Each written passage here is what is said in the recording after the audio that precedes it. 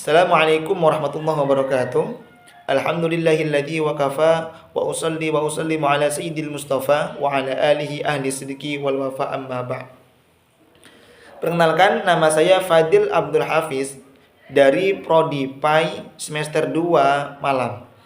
Di sini saya akan mempresentasikan makalah saya yang berjudul Fungsi Planning dalam Manajemen Pendidikan. Dalam kegiatan sehari-hari, sebenarnya kita selalu penuh dengan perencanaan. Akan tetapi, sering tidak disadari bahwa kita telah melakukan perencanaan. Sebagai contoh, akan mengerjakan apa? Atau besok mau kemana? Adalah suatu pertanyaan untuk perencanaan. Suatu organisasi perlu melakukan suatu perencanaan dalam setiap kegiatan organisasinya. Perencanaan adalah langkah yang paling awal dalam menjalankan suatu kegiatan dan dapat berpengaruh pada masa yang akan datang. Perencanaan diperlukan dan terjadi dalam bentuk organisasi, sebab perencanaan merupakan proses dasar manajemen dalam mengambil suatu keputusan dan tindakan. Dalam era globalisasi, perencanaan harus lebih mengandalkan prosedur yang rasional dan sistematis, bukan hanya intuisi dan firasat atau dugaan saja. Oleh karena itu, lembaga-lembaga pendidikan harus menetapkan tujuan dan sasaran yang hendak dicapai sebelum melakukan proses-proses perencanaan. Fungsi perencanaan adalah suatu proses pengambilan keputusan sehubungan dengan hasil yang diinginkan dengan penggunaan sumber daya dan pembentukan suatu sistem komunikasi yang memungkinkan pelaporan dan pengendalian hasil akhir serta perbandingan hasil-hasil tersebut dengan rencana yang dibuat. Manajemen pendidikan adalah proses perencanaan, pengorganisasian, pengarahan, dan pengendalian sumber daya pendidikan untuk mencapai tujuan pendidikan secara efektif dan efisien.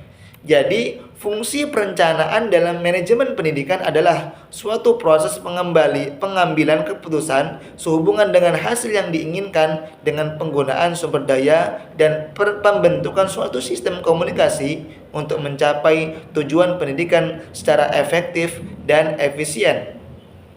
Macam-macam perencanaan. Yang pertama, perencanaan organisasi terdiri dari A. Perencanaan strategis, yaitu rencana yang dikembangkan untuk mencapai tujuan strategis. B. Perencanaan taktis, yaitu rencana yang ditujukan untuk mencapai tujuan taktis, dikembangkan untuk mengimplementasikan bagian tertentu dari rencana strategis. C. Perencanaan operasional adalah rencana yang menitik beratkan pada perencanaan rencana taktis untuk mencapai tujuan operasional. Yang kedua, perencanaan kontingensi, yaitu penentuan serangkaian tindakan alternatif jika suatu rencana tidak secara tidak terduga, terganggu, atau dianggap tidak sesuai lagi. Suatu perencanaan dikatakan baik apabila yang pertama, fleksibel. Perencanaan tidak boleh kaku dan bisa menyesuaikan dengan keadaan. Selanjutnya, perencanaan harus stabil. Tujuan rencana tidak boleh berubah secara drastis di setiap waktu. Selanjutnya, perencanaan harus terintegrasi. Rencana terintegrasi dan dikomunikasikan dengan baik oleh semua pihak. Yang selanjutnya yaitu rencana harus detail. Perencanaan harus detail agar tidak terjadi kesalahan dan multitafsir. Selanjutnya, perencanaan harus memperhatikan sumber daya. Perencanaan menyesuaikan dengan sumber daya yang dimiliki dan memanfaatkan secara maksimal. Yang terakhir, perencanaan harus sederhana dan aplikatif. Perencanaan tidak boleh rumit dan benar bisa dijalankan, tidak susah diaplikasikan. Tujuan perencanaan dalam manajemen pendidikan. Tujuan perencanaan dalam manajemen pendidikan antara lain: 1. Standar pengawasan, yaitu mencocokkan pelaksanaan dengan perencanaan. Yang kedua, untuk mengetahui kapan pelaksanaan dan selesai suatu kegiatan. Yang ketiga, mengetahui siapa saja yang terlibat struktur organisasi, baik kualifikasinya maupun kuantitasnya, dan banyak lagi macamnya.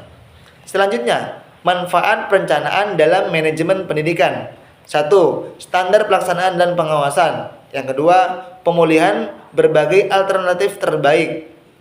Yang ketiga, penyusunan skala prioritas baik sasaran maupun kegiatan. Yang keempat, menghemat pemanfaatan sumber daya organisasi. Yang kelima, membantu pimpinan sekolah menyesuaikan diri dengan perubahan lingkungan. Yang keenam, memudahkan dalam melakukan koordinasi dengan pihak terkait. Yang terakhir, meminimalkan pekerjaan yang tidak pasti.